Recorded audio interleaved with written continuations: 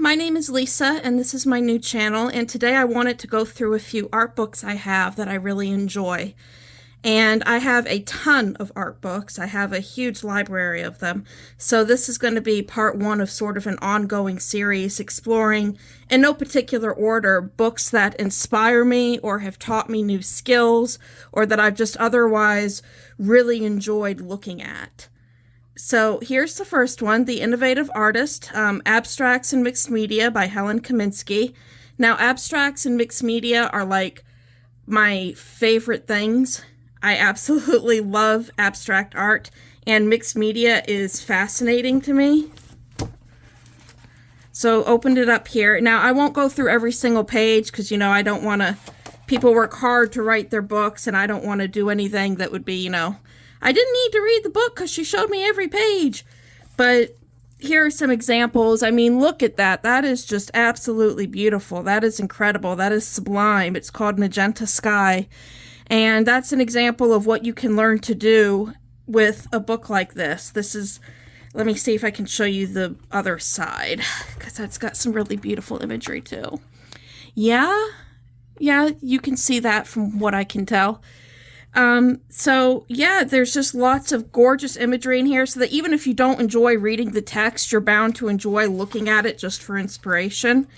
But if you do read the text, it's very informative. It gives you a lot of technique. So if we just kind of go through and enjoy. Oh, there's a cityscape.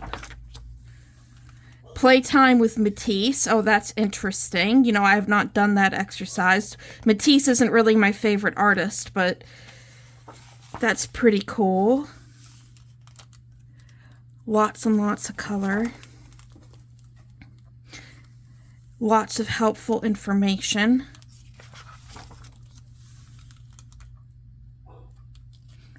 Observing the direction of the painting. Lots of tools that you can use here. So yeah, I mean, there's just a whole lot here. Creating backgrounds. Oh, and please don't mind my hands. I paint, I do ink, I do watercolor, and my hands always have paint and glitter and all sorts of stuff all over them, so please don't mind them. And I'm trying to stop biting my nails. I stopped for a little while. I was a good girl, and then I went back to doing it. So just forgive me for the state of my hands. There's a good painting. I would love to make something like that. An instance of using sanding and collage to produce a complex, interesting, and exciting collaged work of art that will spark the viewer's curiosity. Very good. Printmaking. Designing your own stamps. Using a stencil.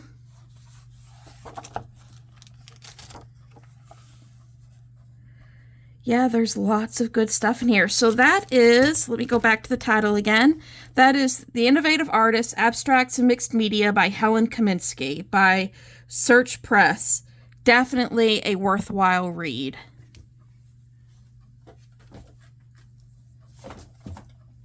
Now next, I have The Designer's Dictionary of Color. Now, if you're like me and you're a color addict and you can't get enough color, books like this are always fun. I've got a whole plethora of them as part of my art library that I will be sharing. And some of my books, to be fair, I have some beautiful hard copy books, but I also have a lot of books on Kindle because, well, honestly, I move a lot. My husband has a job that involves relocating a lot. And if I bought every single book that I loved in hard copy, I wouldn't be able to move anymore. There would just be too much in my house and too much to pack and bring with me. So I do have some of them in hard copy, but some of them I'll be showing you, still complete with the beautiful images from Kindle. So The Designer's Dictionary of Color by Sean Adams.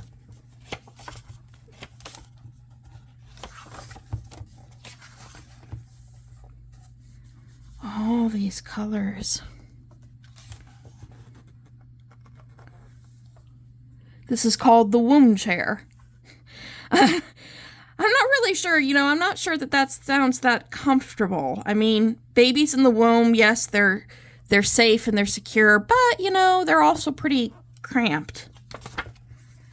more colors. So you got your color wheel over on this side, and then your values here. So this book is a lot of fun. It gives you information, gives you examples of designers' work in different colors.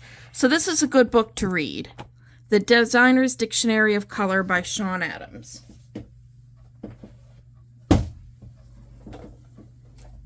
Next up, I have The ABCs of Journaling by Abby Sy. Now, Abby Sy, I don't have every book she's done. There's another one I'm going to be getting, and I can't remember the name of it, but I've got that in my shopping cart on Amazon. But her books are absolutely beautiful, filled with illustrations, very artistic, and this is The ABCs of Journaling. And it's an absolute pleasure to look through and to read. And I'm a journaler. I don't just paint. And well, I do a little bit about me. I'm actually a poet. I'm not really a full-time artist or anything like that. I'm a poet and a writer. But I also do art on the side, and I do photography, and I journal. And this book, let's see, what do we got here? Travel journaling, featured artists, goals and highlights, documenting the daily, honing your habit. Okay, so we got lots of good stuff here. All right, creating your own experience. Daily journaling is a habit anyone can hone, but the most important thing is being happy with your work as you create your own pages. There are no limits. A daily journal can be anything you want it to be. I will probably do a video showing some of my journals. Most of them are pretty simple. I like to use my Canon Ivy printer and print photo stickers and stick them in, and then use gel pens. I have a huge collection and journal with those to add color. And I've got a huge bin of washi tape. So that's how I usually journal. I don't get too fancy, but I still absolutely, I don't draw. I'm somebody who paints, but I don't draw. But looking at books like this is still really, really inspiring. I absolutely love it.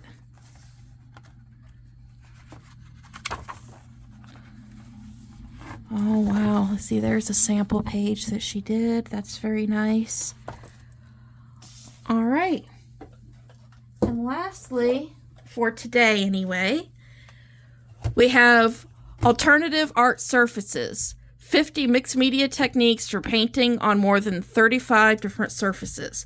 So this is pretty cool because I like to be creative with materials and techniques, and well, what a silly thing to say. Find me an artistic person who doesn't like being creative. But I like to think outside the box in terms of materials. It's something that, for instance, makes me drawn to mixed media and to textile art is the idea. I mean, here we've got aluminum, tin, steel, and rust. I would love to do some work with things that are on rust or aluminum. Let's see, here's a piece by Sandra Duran Wilson. Iridescence and interference paint, alcohol resist, and metal collage on galvanized tin. That's really cool. So there's just a lot of really cool things. Materials and tools featured in this chapter. So, you know, she goes through, and who did this book again? Darlene Olivia McElroy and Sandra Duran Wilson. Well, they go through and they really include all the materials that you might want to use. They've got step-by-step instructions. Glass, mirrors, and faux mirrors. Oh, that can be fun. You know, I might do a painting on a mirror. I haven't yet, but I think I might do that.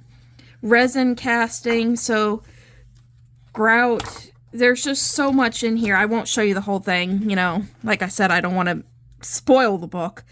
But it's a really great read. I haven't read it in a while. I think I'm going to go back and read it again and, you know, mine it for some new ideas. But that has been just a few book suggestions I have, and I hope that you'll turn back to my channel. It's going to be kind of a mix of anything kind of art and creativity and writing and book recommendations, both art books, poetry books, different kinds of genre fiction, photography techniques, photography, just general photography stuff. Really a mix. About me, I'm 36. My name is Lisa, and I'm kind of going into a sort of personal renaissance of discovering what I want to do and really diving into my creative life, and I want to share that journey with you, and it'll be an ongoing process. So thank you for being here, and I hope you've enjoyed this video. Please like and subscribe.